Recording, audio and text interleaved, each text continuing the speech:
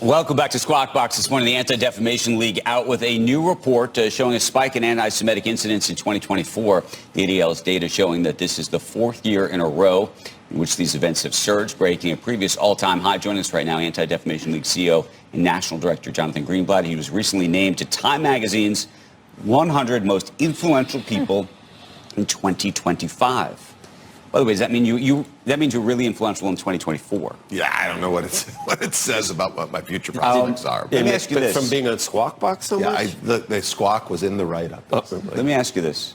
The data you have that says that anti-Semitism continued to be on the rise in 2024, do you think that was there any shift in terms of if you looked over that 12-month period? Yeah. I'm praying you're going to tell me that the last couple of months of the year, it got better. Well, look, I think it's certainly fair to say that the data tells us that anti-Semitism is a national emergency. 20% of the incidents we saw last year happened on college campuses, and things were certainly worse on the campuses in the first half of 24 versus the second half.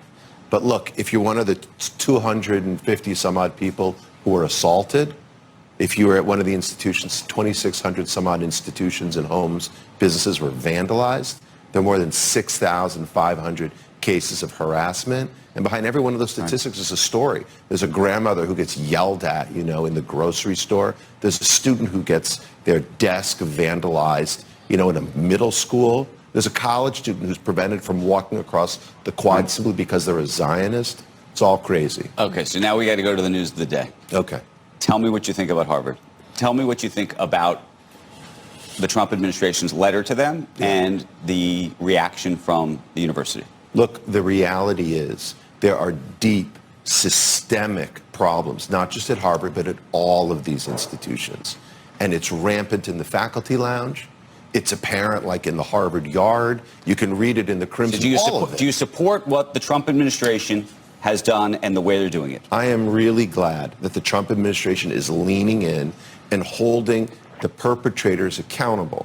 Now, the question becomes, how do you do it in a way that is strategic and addresses the systemic issues and not sort of detrimental to the whole enterprise of higher education? That's what we've got to do. And what do you think about that? Right. Well, you have to make, I'm saying you're either for this or you're against it.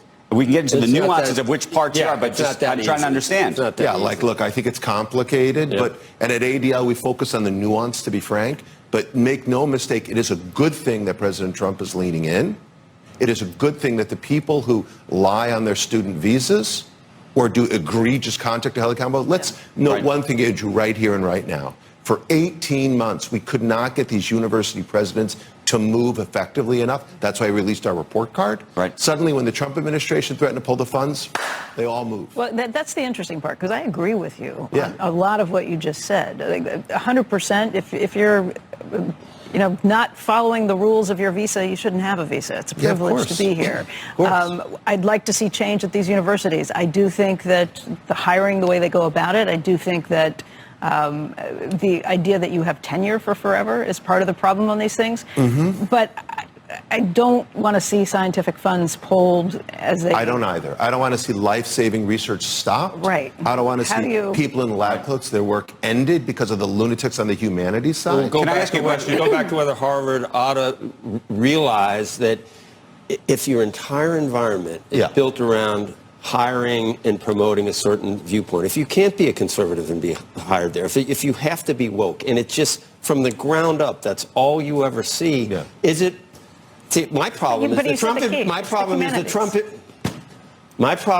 the Trump administration might get shot down in court.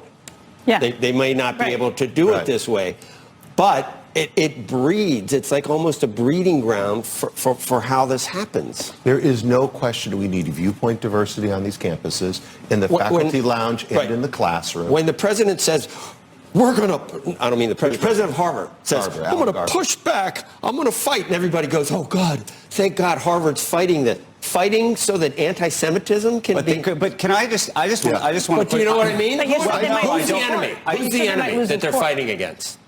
The enemy is, in this instance, that the overreach of the approach, the way the government has gone about this, and I'm Jewish, you know my views about this, I'll say it over and over again, We need to eliminate violence. We need to eliminate intimidation. And you might need to start and disruption of school. You might need to start. That's the 1, 2, and 3. So everything else, the idea. If the courts don't stand for it, it's the idea.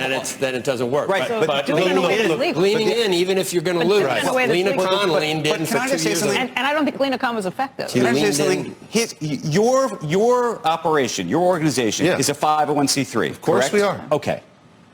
If I told you that this president didn't like you for whatever reason and said, you know what, screw you. By the way, you took some PPE money, which you did, so you're on the government dole. I am actually taking away your tax-exempt status because I think actually you're a political operation. And by the way, I will tell you personally, I think you're a political operation. I think you are. Should you get a tax-deductible status? No, you shouldn't. Well, wait a so second. now let's get into a whole debate about who should get what. I'm just saying to you that once you go down this road, it is a very, very complicated place. And I think you can do tremendous damage, not only to the education system, but to philanthropy, to the way we all operate as a country. Yep. So look, there's a lot to unpack in that. So number one, 501c3 organizations can't engage in partisan political activities. So we're involved in the public. I understand, but you know what? Republicans, Democrats. By the way, and that's what Harvard would say. Okay, right. Harvard would say they're not a political operation. Correct. But guess what? Guess what? The president's decided it is. Okay? And what I'm saying is, if the president decided that you were a political operation, I would say, by the way, I think you are a political operation, just to be 100% totally blunt about what you are. I don't believe that it's a total both sides all the time. Changes, however, whatever is going on. My point is, I don't think that you want a president or an administration to be able to decide that you are political or not political, but they're not because going they to have a view. It's going to go through the court system. But wait a second. They're not going to be able Harvard has an obligation to protect the civil rights of their Jewish students. Harvard and Columbia, 100%, which they failed to do effectively. 100%. And Jonathan, you were in favor of the administration pulling funds and threatening with funds. It is a wanted them to use it. rightfully rare and serious step. And what I want is them to hear the corrective things you need to do. They correct it, and then the funds get reinstalled. Right, but can I say, I want you to scream from the rooftops. I do. I think you should. I think politicians should scream from the rooftops. I think donors should pull their money. All of those things. That's the free market.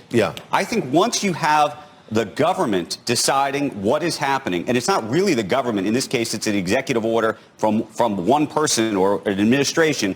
That's when it gets very complicated. But Andrew, it's going to go through the court system. It's not going to be allowed to not go through. Well, we'll see. Well, here's the thing. It will go through the courts, but that will take a long time. It's expensive. It's complicated. It's going to make it very difficult for Harvard to operate the way they have in the past. But it is going to go through the court system. They got $55 billion in their endowment. We're $37 trillion in debt. Why do taxpayers need to fund an institution that's doing such egregious things in other respects? Look, again, we come back to the government has the right to say, we're going to give you money, but you have certain obligations. Exactly. The Title VI obligates them to protect the Jewish students. But I will just say, Joe, like life-saving research, like breakthrough innovation, our higher education system is the envy of the world. It is. Economic innovation.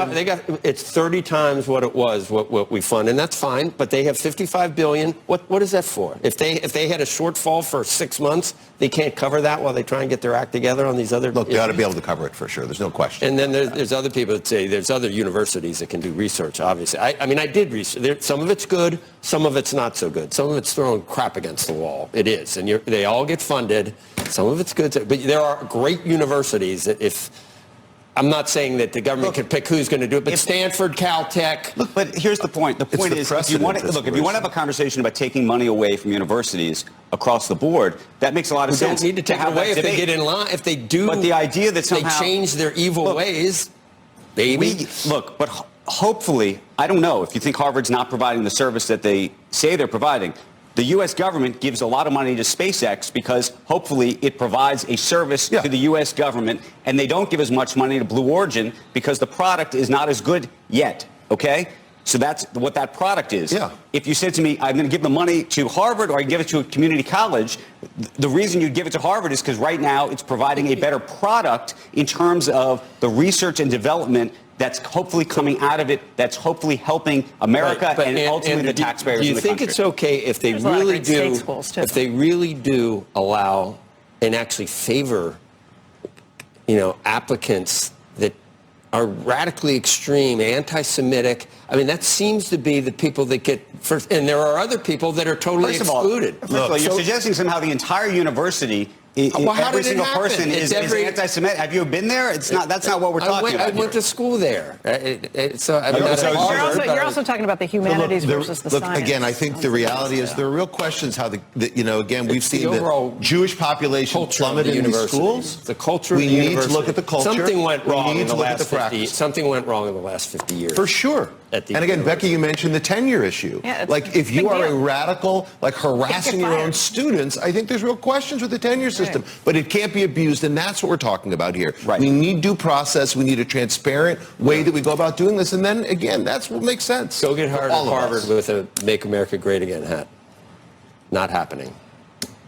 Yeah, there is a problem when you can hide your identity behind a keffiyeh, walk across the quad, but you can't wear a red kind of You can MAGA go in hat. with a T-shirt that says "Death to the Jews," probably, and get tenure.